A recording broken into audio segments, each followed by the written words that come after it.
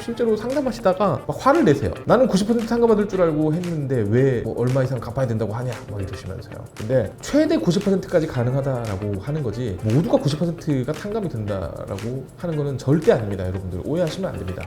회생에서 변제율, 탕감률이 결정되는 거는 안녕하세요. 도산 전문 변호사 박승호 변호사입니다. 개인회생 광고 보시다 보면은 80% 탕감 가능, 90% 탕감 가능 이렇게 많이들 보실 건데요. 근데 실제로는 나는 왜 80% 탕감 받지 못하냐, 90% 탕감 받지 못하냐고 물으시는 분들이 많으십니다. 오늘은 왜 광고는 90% 탕감이라고 나가는데 나는 탕감을 받지 못하는지, 혹은 전액 변제를 하라고 하는지 뭐 그런 부분에 대해서 좀 자세하게 알아보도록 하겠습니다. 속 시원하게 말씀드릴게요. 회생의 경우에는 최저 변제율이 정해져 있습니다. 그러니까 대략 5%라고 보시면 돼요. 이론상으로는 5%를 제외한 나머지 95%는 탕감을 받는 게 얼마든지 가능합니다. 실제로 이 비율에 맞춰가지고 탕감 받으신 분들이 계세요. 없진 않습니다. 당연히 90% 탕감 받으신 분들도 있고요, 80% 탕감 받으신 분들도 있고 많습니다. 나는 왜 그 정도 안 되냐, 혹은 나는 왜 전액 변제를 하라고 하느냐, 이런 질문들을 많이 하십니다. 실제로 상담하시다가 막 화를 내세요. 나는 90% 탕감받을 줄 알고 했는데 왜 뭐 얼마 이상 갚아야 된다고 하냐 막 이러시면서요.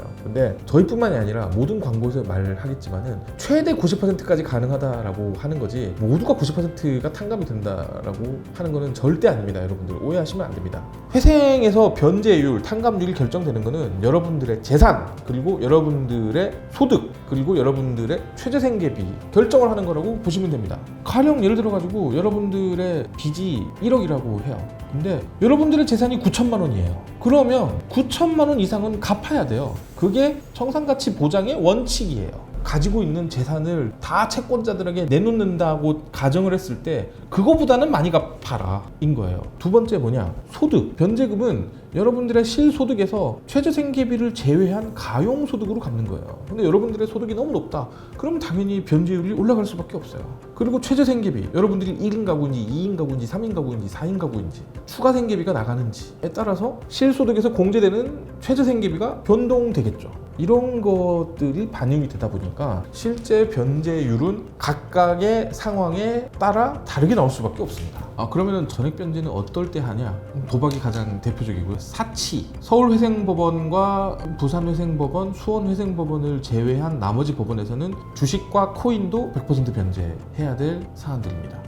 이런 것들은 이른바 사행성 채무라고 해가지고 원래 네 재산은 그러니까 이거야 라고 보는 거죠. 그렇기 때문에 결국에는 100% 변제를 할 수밖에 없게 만들게 되는 거죠. 이렇게 얘기를 들어보면은 회생을 해야 될 이유가 뭔지 잘 모르겠다라는 분들이 많으실 수 있는데요. 그럼 왜 회생을 해야 되냐? 첫 번째는 채권 추심에서 벗어날 수 있습니다. 금지 명령이라는 것을 받을 수가 있다고 제가 여러 번 동영상에서 말씀드렸는데요. 금지 명령을 받으면 채권자들은 그때부터 채무자에게 변제 독촉을 할 수가 없습니다. 어마어마한 거죠. 여러분들을 대부분 힘들게 만드는 게 사실은 채무 독촉이거든요.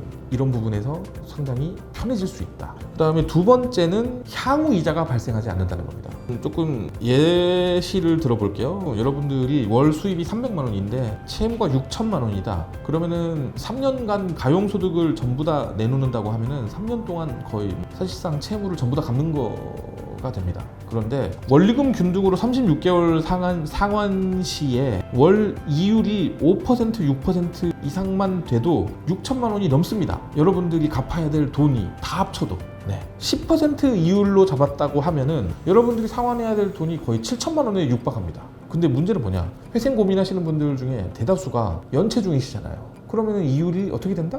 20%가 됩니다. 20%가 되면은 이거보다 훨씬 많이 갚게 되시는 거죠. 한마디로 말해서 여러분들이 나가게 되는 돈 자체가 1,500만 원, 2천만 원, 3천만 원 액수에 따라서는 그 이상이 왔다 갔다 할 수 있는 상황이 되는 겁니다. 그렇기 때문에 회생을 하지 않아야 될 이유가 전혀 없는 거죠. 세 번째는 채무 통합의 효과가 있습니다. 여러분들 예전에는 채무를 변제하기 위해서는 뭐 어디 저축은행에는 뭐 어디로 보내고 어디 은행 채무는 어디로 보내고 막 이렇게 분산해서 보내야 됐잖아요. 그런데 채무 통합의 효과가 있기 때문에 여러분들은 그냥 법원이 지정한 계좌로만 보내면 됩니다.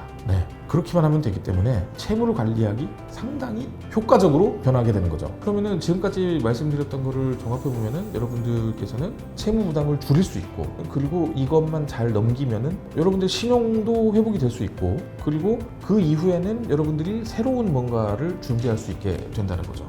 그런 점들을 생각을 했을 때 회생을 하지 않으실 이유는 전혀 없다라고 말씀드릴 수 있는 거죠. 뭐 지금까지 왜 탕감률이 80% 90%가 안 나와도 회생을 해야 되는지에 대해서 알아봤는데요. 여러분들의 변제율은 처음에도 말씀드렸다시피 여러분들의 재산 그리고 소득 마지막으로 최저생계비에 의해서 결정이 되는 겁니다.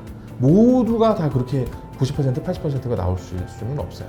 이 세 가지 요소에 따라서 여러분들의 변제율이 정해진다는 거 꼭 기억해 두시고요. 더 궁금한 점이 있거나 알고 싶으신 부분이 있으시면 영상 하단 링크를 통해서 상담 신청해 주시면 저희가 자세히 설명해 드리도록 하겠습니다. 내용이 마음에 드셨다면 좋아요, 구독, 알림 설정 부탁드립니다.